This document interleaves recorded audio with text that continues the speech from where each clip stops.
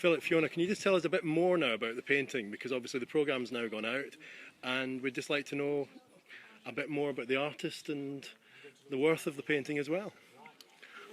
Well, in terms of restoration, now speaking as an art dealer, I mean, it was an extraordinary transformation, and on a scale that really is pretty well unmatched. Partly because I deal with portraiture normally, I deal with British paintings, not normally with old masters, particularly Venetian paintings, which are awash with colour. So it really was a religious experience, actually, watching it being cleaned. So what we've managed to do is establish that it is a Venetian painting.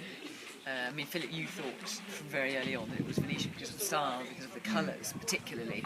It was filthy and dark, so having had it cleaned, which is what Philip's referring to there, it means that you can now, it now has jewel-like, enamel-like colours. It really has, isn't it? But the aim was to find out who painted it, and we've gone back to the late 16th century.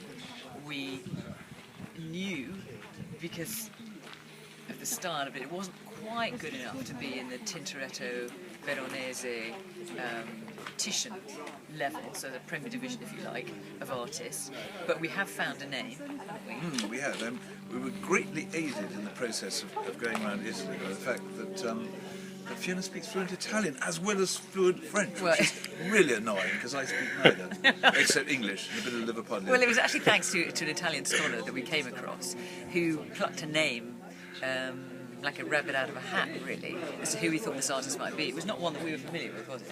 No, it wasn't. And what was really exciting is the process of cleaning this picture, and I think it comes over very well on screen, was also just a process of getting to know a hand, an individual. And although Venetian art is awash with major names, you know, some of the greatest names in art history, like Titian and Tintoretto and Veronese, you know, there are a level below individuals who are capable of great feats of artistic distinction. And I think one of the great exciting points of this programme is we've plucked out from obscurity not only a name but an individual who deserves a little bit of recognition. And that name is Francesco Montemezzano, who is an artist, an Italian artist who painted in Venice and the Venetos, that's the area around Venice, in the late 16th century.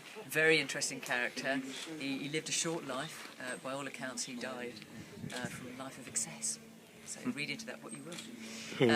But he is, according not just to us, but to the reputed scholars of this country and of Italy, he is the artist of this painting.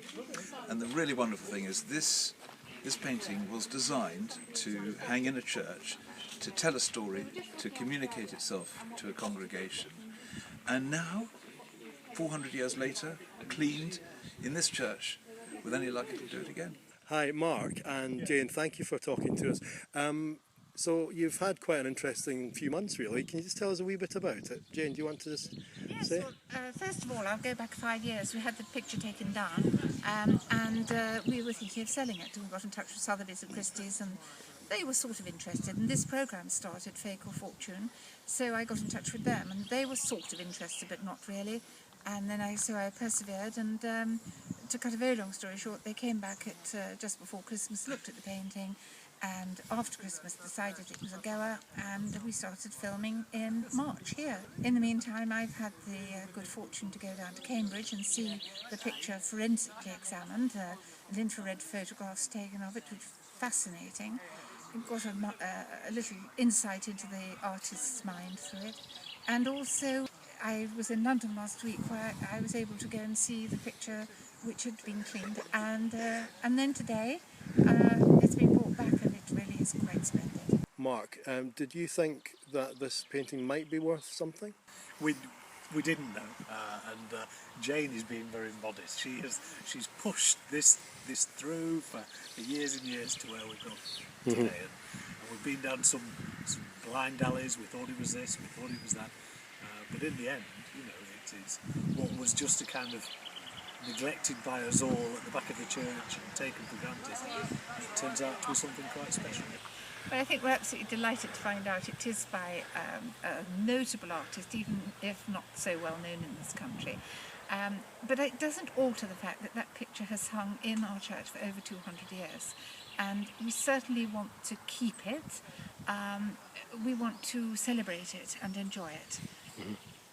Right, and Mark, did you hope that it might be worth something? Did you believe that it was, or did you think it would all be a bit of a lost cause in the end? How did you think?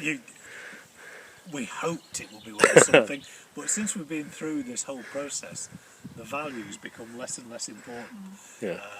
And even though it is worth a lot of money, we're focusing on using it in church for what it was designed, for what it was planned for, Yeah.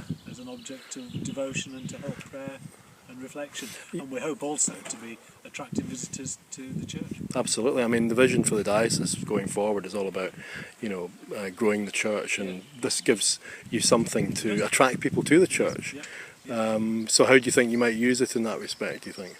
Well, it's not just the painting for this church. We've got the Brontil in, we've got other bits and pieces, and we hope we can draw people in on many levels. But this particular painting, given as it was by a former vicar of the church, and he obviously thought it would be an aid to mission and devotion for his parishioners then, if we can do that again 200 years later, great stuff. Job done. I'd also like to add that the thing that we're very, very concerned about is that we keep the church as a church and we don't forget mission. This is not all about having just a beautiful painting, it's about mission as well. I think that's a very important point to make. Very, very. Absolutely. Well, thank you for your time, and well done on the painting.